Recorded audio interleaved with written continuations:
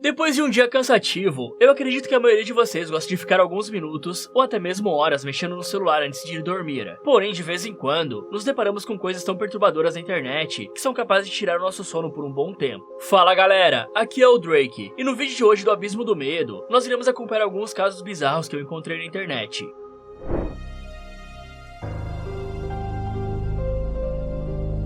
Nos últimos anos, temos visto um aumento preocupante no número de desafios perigosos entre os jovens, especialmente na era das redes sociais. Muitos desses desafios começam como brincadeiras inofensivas, mas acabam colocando vidas em risco, e o caso de Cameron Robbins é um triste exemplo disso. Estar em um ambiente como o oceano à noite já é um risco por si só. A visibilidade é reduzida, as correntes marinhas podem ser traiçoeiras, e é claro que também tem a presença de tubarões, que podem representar uma ameaça. Então, apontando tudo isso, dá pra dizer que o mar não é um lugar previsível, e um pequeno erro pode ser fatal. Cameron Robbins era um jovem americano de 18 anos, recém-formado no ensino médio, que mal podia esperar para fazer parte do time universitário de beisebol, já que ele era visto como uma grande promessa de um dos esportes mais assistidos pelos americanos. Mas ele estava celebrando sua formatura com os amigos em uma viagem para as Bahamas, quando o que deveria ser um momento de diversão e comemoração acabou se tornando uma tragédia. Na noite do dia 24 de maio de 2023, o clima era de descontração no cruzeiro, típico de um grupo de jovens celebrando o fim de um ciclo. Cameron provavelmente estava se divertindo sem pensar muito no dia de amanhã, quando alguém o desafiou a fazer algo completamente arriscado e insano. O desafio era para que o jovem pulasse na escuridão do mar. Com certeza eles pensaram que não teria problema em fazer isso, já que Cameron não era só bom no beisebol, como em vários outros esportes, sendo um deles a natação. Desse jeito, os amigos jogaram uma boia de resgate, e o rapaz só ia precisar pular e agarrar ela para voltar para dentro do cruzeiro. Mas assim que ele caiu na água, a situação se tornou desesperadora. As imagens que circulam na internet mostram o Cameron tentando andar em direção à boia, mas algo parece dar errado. Testemunhas do barco gritam desesperadas por ele, e é possível até mesmo ouvir um dos rapazes dizendo bye bye, talvez sem entender a gravidade da situação por conta do álcool.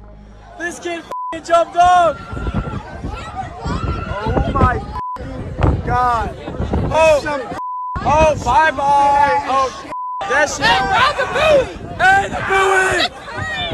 E de repente, ao invés de Cameron nadar em direção à boia, ele começou a ir para o lado oposto. Então, assim que o desaparecimento foi relatado às autoridades locais, que juntamente com a Guarda Costeira dos Estados Unidos, iniciaram buscas intensivas. E aí, barcos, helicópteros e equipes especializadas foram mobilizadas para tentar encontrar o Cameron, mas não havia nenhum sinal dele. As buscas duraram cerca de 48 horas e cobriram uma grande área ao redor do local do desaparecimento. No entanto, nenhum sinal dele foi encontrado. Sem vestígios e sem esperança de achar o rapaz com vida, a operação foi oficialmente encerrada, deixando a família e amigos de Cameron sem respostas. Esse desfecho gerou muitas perguntas e abriu espaço para diversas teorias sobre o que realmente aconteceu naquela noite. A primeira e mais aceita é que ele simplesmente não conseguiu voltar ao barco e acabou se afogando devido às condições do mar, já que o oceano à noite é extremamente perigoso e sem uma referência visual clara, é fácil se desorientar e nadar em direção errada. E a adrenalina do momento e a possível ingestão de álcool também pode ter prejudicado a sua capacidade de raciocínio e reação. Outra teoria que gerou grande discussão foi a possibilidade de um ataque de tubarão, já que no vídeo gravado pelas testemunhas, se olharmos bem, é possível ver algo se movendo em zigue-zague na água, bem perto de onde a boia estava, lembrando muito a barbatana superior de um tubarão, o que poderia indicar a presença de animais. Um usuário do Twitter chegou a comentar que a região onde o Cameron desapareceu é conhecida por estar infestada de tubarões-tigre, e essa espécie é uma das mais temidas, pois tem um histórico mais alto de ataques a humanos, o que explica o porquê do Cameron ter começado a nadar para o lado oposto, já que se ele tivesse visto a barbatana próxima à boia, o cara poderia ter se assustado e tentado se afastar. No entanto, especialistas apontam que ataques não são tão comuns quanto se imagina, e esses tubarões geralmente atacam quando confundem pessoas com presas naturais, como tartarugas ou peixes grandes. Além disso, outro fator a ser considerado é a correnteza, que fica ainda mais forte próximo a um navio de cruzeiro, que tem a velocidade média de 40 km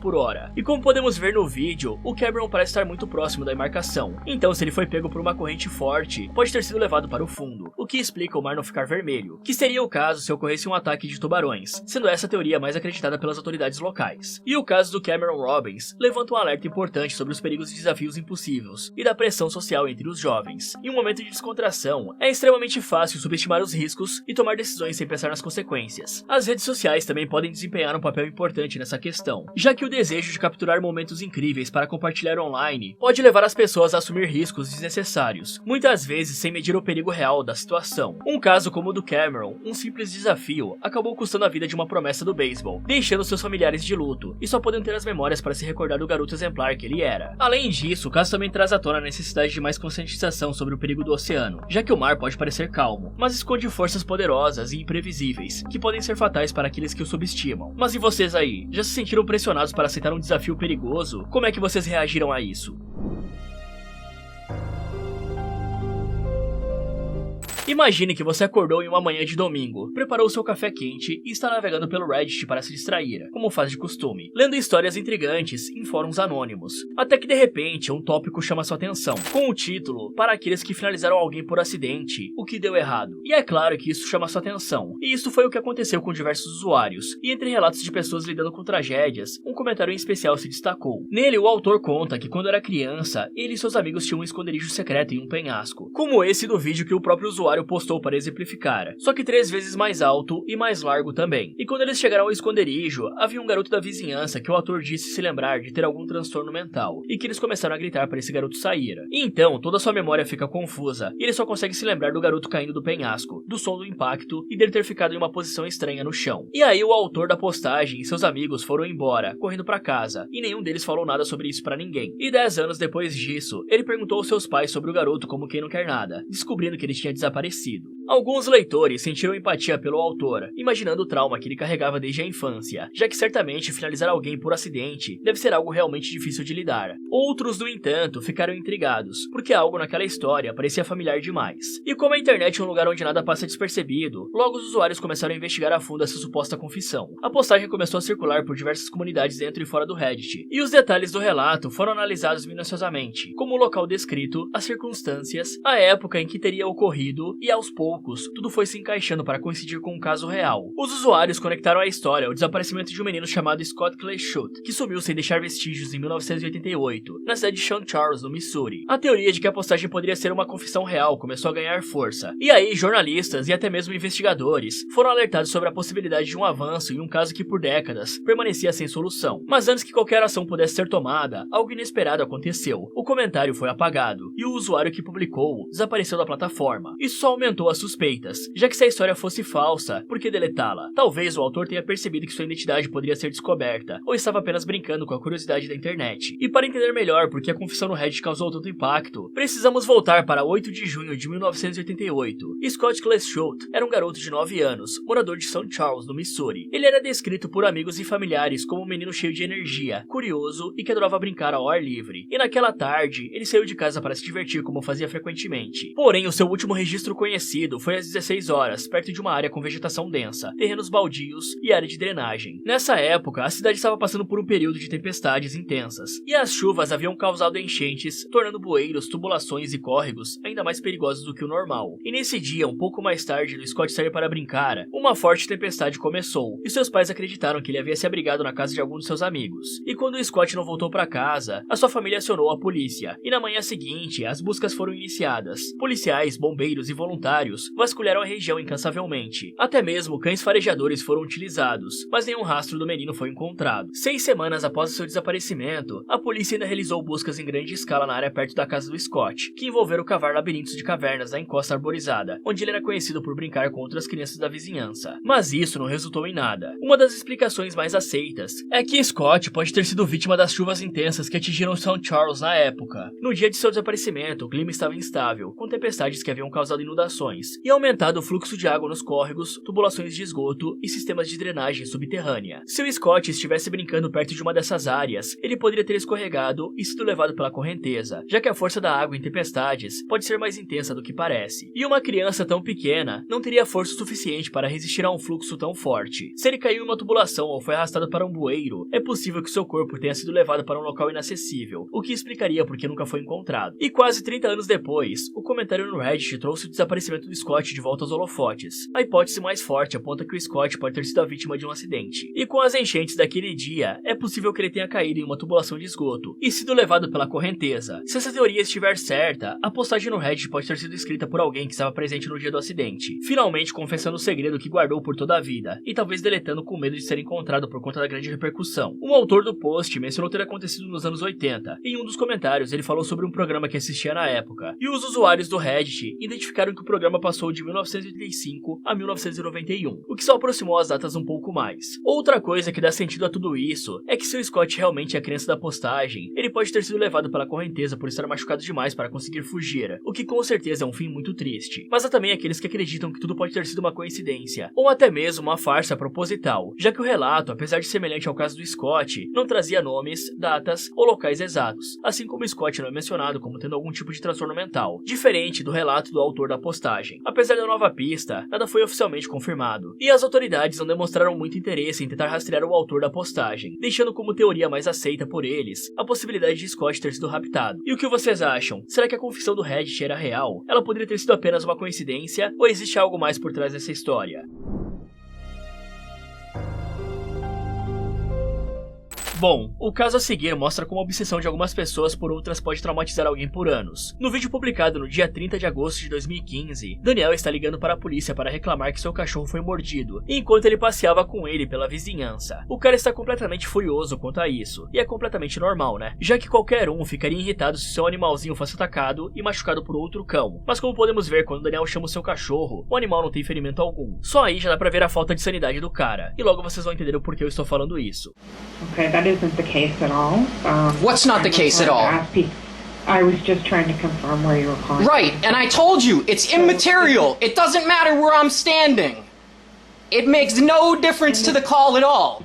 What's important is I just called 911 to report a dog attack, and now you had me on the phone for how long has it been? What does your timer say there? Why have you not put me through? I'm trying to get through to the police department, but you're yelling at me. Okay, why have you not put me through to a cop by now? It's been at least 3 minutes that we've been on the phone. Daniel, you're screaming at me. So I'm going to try to connect with the police. If you keep screaming, they won't be able to hear me. O relato começa com uma postagem no Reddit, feita em 2023, onde o autor explicou que quando era criança, costumava visitar frequentemente seu amigo Billy e o seu irmão mais velho Jack, e havia um vizinho que morava no topo de uma colina que raramente aparecia. No início, o autor da postagem nem sabia da existência do cara, mas em pouco tempo esse homem conseguiu tirar toda a paz deles. Certa noite, ele foi para a casa do seu amigo para que pudessem jogar alguns jogos de terror, e como ainda era muito jovem, ele acabou ficando com medo. E já na hora de dormir, os pais do seu amigo ajeitaram tudo para que ele ficasse confortável na sala de estar, mas por conta dos jogos, o autor da postagem não conseguia dormir, ficando com as imagens assustadoras em sua cabeça. As janelas davam vista direta para a varanda, e quando ele olhou para fora, viu um clarão de luz através do vidro. Seu coração disparou, e provavelmente por estar com medo, ele acabou entrando em pânico, o que acordou os pais do seu amigo, que correram para a varanda, e foi quando eles avistaram um homem fugindo. Depois disso, dormir se tornou uma tarefa impossível para as crianças, então todos ficaram acordados comendo lanches, e mal sabiam eles que esse era só o começo. No fim de semana seguinte, enquanto brincavam do lado de fora, um homem apareceu na porta com uma câmera. Ele estava gravando as crianças sem que elas soubessem. O pai do seu amigo não pensou duas vezes e partiu para cima do cara, gritando para que ele saísse dali. E então o estranho fugiu pela estrada, mas agora todos eles já sabiam que se tratava de Daniel Vincent Kelly. Sim, o mesmo cara do cachorro. Alguns dias depois disso, o autor da postagem voltou para a casa dos seus amigos, e lá eles conseguiram ver o Daniel. Dessa vez, o cara estava em um grande estacionamento perto de um lago, visível da janela da casa. Ele andava de bicicleta sem camisa, indo de um lago para o outro, como se estivesse planejando seu próximo passo, já que de tempos em tempos, ele olhava fixamente para a casa. E como o porte de armas nos Estados Unidos é legalizado em alguns estados, os pais e seus amigos ficaram acordados durante toda a noite e armados, esperando pelo pior, o que certamente deve ter sido aterrorizante para as crianças. Mas uma semana passou, e em uma noite, todos acordaram assustados com um barulho alto, e quando saíram para ver o que tinha acontecido, encontraram a bicicleta do Daniel encostada na parede da casa do lado de fora, o que deixa claro que o maníaco havia estado lá. Dessa vez, eles chamaram a polícia, que informou para eles sobre o canal do YouTube do Daniel, e essa se tornou a parte mais assustadora da história, já que em diversos vídeos do canal, o esquisito tinha filmado os garotos enquanto xingava eles, mas esses vídeos já foram derrubados por terem sido filmados de forma não consensual. E entre os outros vídeos estranhos do canal, tem um que, por exemplo, ele afirma estar sendo stalkeado pela polícia, por ter um carro deles parado mais à frente da sua casa. So the pigs were here when I left and they're here when I got back. E também tem vídeos onde ele lê artigos criminosos na internet, ou até mesmo jogando alguns jogos. E um dos únicos vídeos que sobrou é onde ele aparece atormentando a família que o autor da postagem do Reddit contou. E então, depois de relatar às autoridades sobre o ataque contra o seu cachorro, ele caminha até a casa da família e afirma que um buraco inexistente na porta de tela permitiu que o cachorro deles fugisse e atacasse o cachorro dele. E o Daniel insiste que a mãe do amigo do autor teria consertado o buraco logo depois do ocorrido, o que era uma mentira evidente. But you're harassing me now. You're trying to be a tough guy. because she let her dog come out the window. What window? This window right here that you apparently switched up this screen because a dog had just jumped out that window.